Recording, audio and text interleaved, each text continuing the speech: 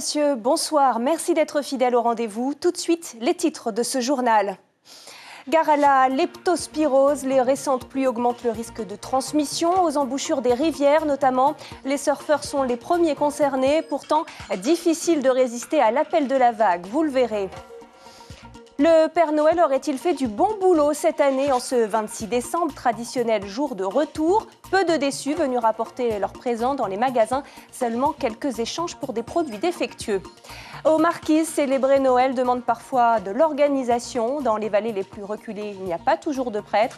Nous nous rendrons à Rivaoa pour voir comment les fidèles s'organisent. C'est une maladie assez rare mais grave et redoutée. Comme à chaque saison des pluies, la leptospirose fait son retour.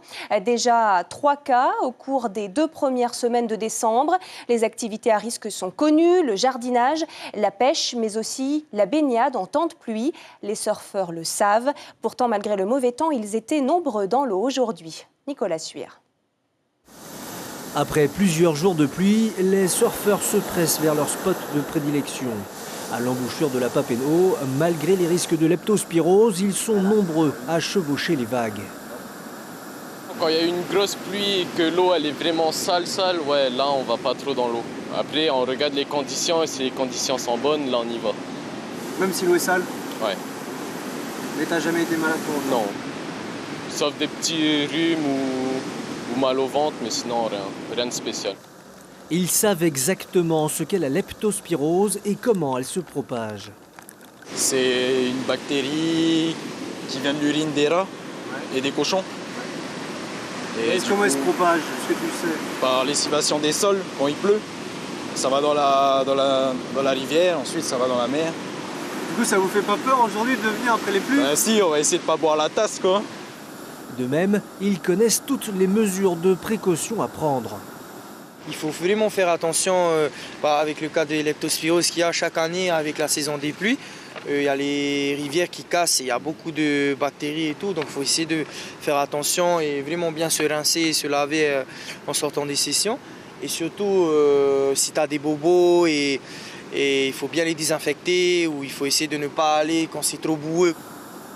Un peu inconsciente, la jeunesse se croit invincible. Elle pense avoir mesuré tous les risques. Il y a eu beaucoup de cas sur Papenot quand même. Ouais. Mais non, ça va, on n'a pas vraiment peur. Comment vous expliquez ça? Alors c'est des gens qui n'ont pas fait attention, ils sont allés... c'est la faute à pas de chance? Alors là, je sais pas du tout. Ouais, sûrement pas de chance. Hein. Et aujourd'hui, la taille des vagues interdit presque aux surfeurs de rester à terre. Espérons que la chance soit effectivement de leur côté, car la leptospirose n'est pas une maladie anodine, elle peut tuer. Soyez donc prudents et sachez que le pic de la leptospirose est en général atteint en février lorsque les pluies sont les plus fortes.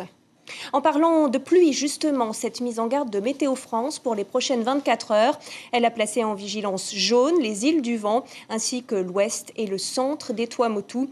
À Tahiti, les côtes nord et est devraient être sérieusement arrosées à compter de demain matin.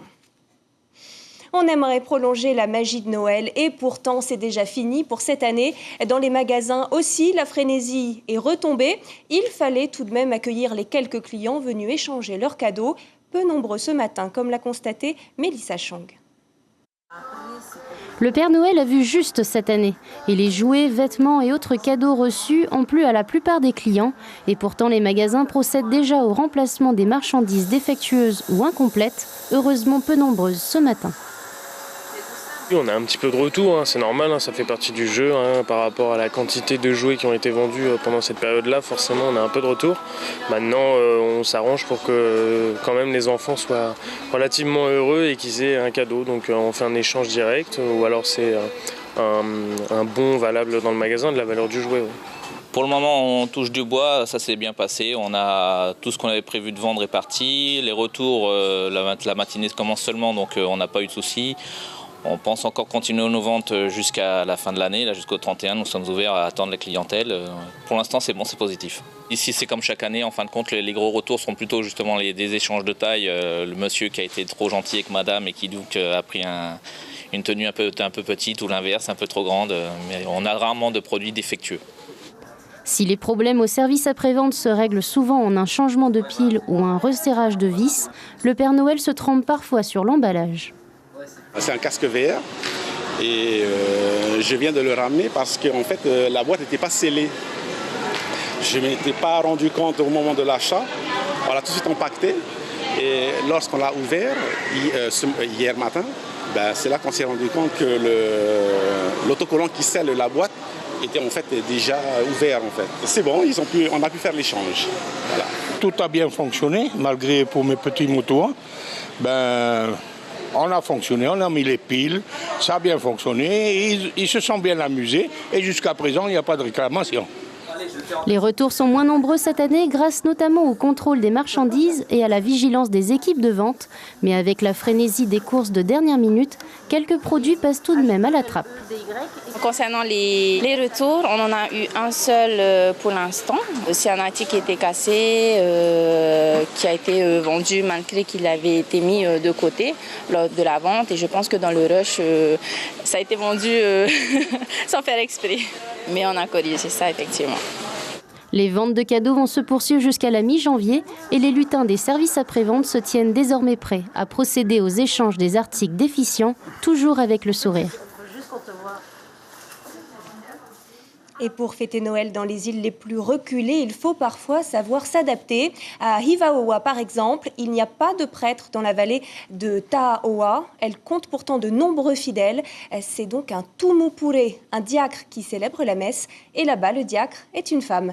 Teivaroé sur des images de Sylvain Lamiral. Nous sommes dans le village de Ta'aoa. Dans cette église construite en 1876, les fidèles se rassemblent pour la messe de Noël. Ici, ils se sont organisés depuis longtemps pour pallier l'absence de prêtres. C'est Madeleine. Donc, comme nous n'avons pas beaucoup de prêtres au niveau de Ta'aoa, alors dans les vallées, c'est plutôt les Tumupure qui font la messe. De temps en temps, le prêtre il vient. Okay. Donc, pour faire la messe, c'est occasionnel. Voilà. Ici à Ta'aoa, c'est Madeleine Barcinas qui a été choisie comme Tumupure.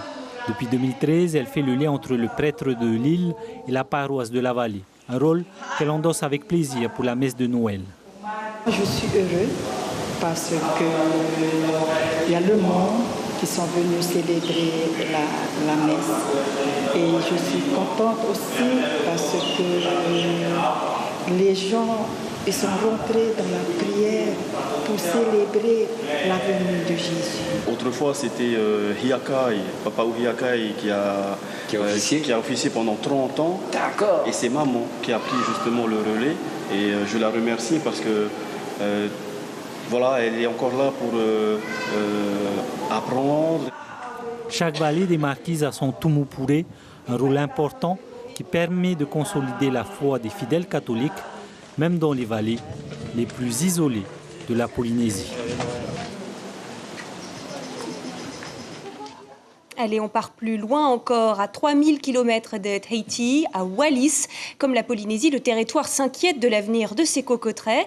Et comme la Polynésie, il bénéficie d'un projet de coopération régionale baptisé Protège. Et c'est dans ce cadre qu'un spécialiste de la noix de coco s'est rendu sur place. Le reportage de nos confrères de Wallis, la première. Roland Bourdex est chercheur en génétique et parcourt le monde à la recherche de toutes les variétés existantes sur Terre et les possibles améliorations que l'homme pourrait y apporter. Aujourd'hui, il profite de son passage à Wallis et Futuna pour transmettre quelques idées aux porteurs de projets. Il a fallu chercher des solutions pour accompagner les propriétaires, soit pour régénérer leurs cocoteraies, soit pour faire des nouvelles plantations. Plus d'une trentaine de variétés de coco ont été recensées à Wallis et Futuna, dont certaines qui viennent de très loin, comme la Papouasie-Nouvelle-Guinée. À partir des variétés traditionnelles de Wallis et de Futuna, mais en les mariant, on peut faire des cocos qui sont meilleurs. Parce qu'actuellement, dans les plantations, on voit en même temps des gros cocos, des petits cocos, certains cocotiers qui vont produire peut-être 100 cocos, d'autres qui vont en produire que 10. Tout est trop mélangé. Il y a une façon de faire en plantant en même temps des cocotiers verts et des cocotiers oranges, par exemple, et qui permet en quelque sorte de contrôler les mariages et de faire des meilleures semences. Plusieurs techniques de plantation et d'entretien seront mises à la disposition des porteurs de projets locaux. Des techniques testées ailleurs et qui ont fait leurs preuves. Le cocotier est au centre de la vie wallisienne et futunienne. Il est à la base de tous les mets traditionnels et peut être utilisé en soins corporels. Ses feuilles sont utilisées pour faire des paniers. Car aujourd'hui, il faut le dire, le cocotier est comme l'homme. Quand il est vieux, il ne donne plus rien. Donc il est utile de planter le cocotier aujourd'hui. À Wallis et Futuna, le cocotier est menacé. D'abord par le Mérémia peltata, cette liane envahissante qui étouffe toutes les plantes, même les plus robustes. Mais surtout par l'Orites, le rhinocéros du cocotier. On continue ce tour des Outre-mer, direction la Nouvelle-Calédonie, qui se pare de rouge en cette période de Noël, le rouge des flamboyants. Nos voisins calédoniens connaissent une période de sécheresse, mais la plupart des plantes sont armées pour y faire face. Avant même l'arrivée des pluies, la floraison est déjà exceptionnelle sur le Caillou. Regardez. Leurs fleurs rouges symbolisent l'arrivée de l'été. Depuis le mois de novembre, les flamboyants ont surgi un peu partout dans le paysage. Parmi ces explosions vermillons, on compte quand même quelques taches jaunes. Ces flamboyants-là, plus rares, se distinguent des autres. On pourrait croire à une variété d'une autre couleur, mais cette singularité relève plutôt de l'anomalie. Je dirais que c'est un accident. La plupart du temps, les flamboyants sont rouges, avec différents tons de rouge, du foncé au plus clair. Mais parfois, il y a du jaune vif.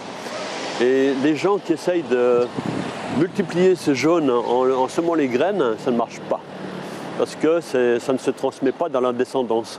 Arbre flamme d'Australie, tabébouya au rose éclatant, frangipanier aux couleurs variées.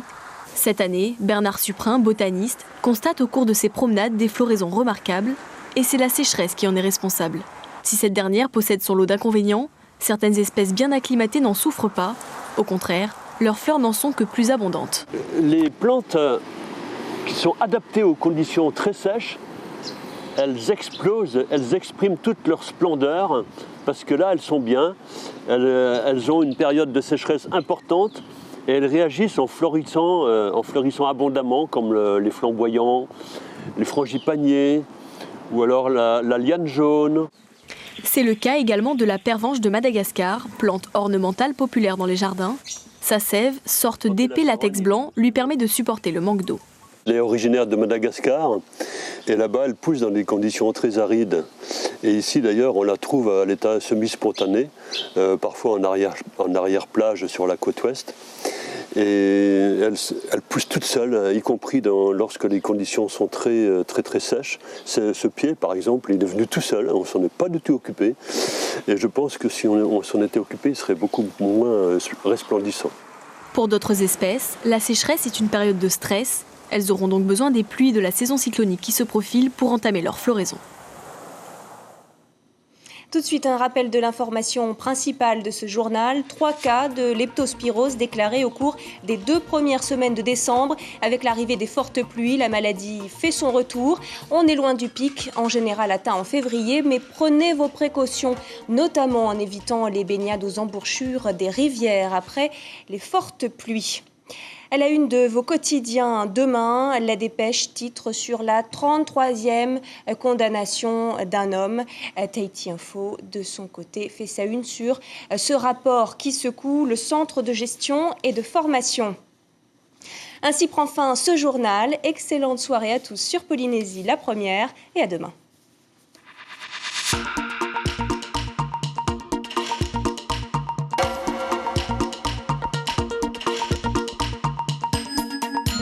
Retrouvez notre journal en replay sur notre site internet.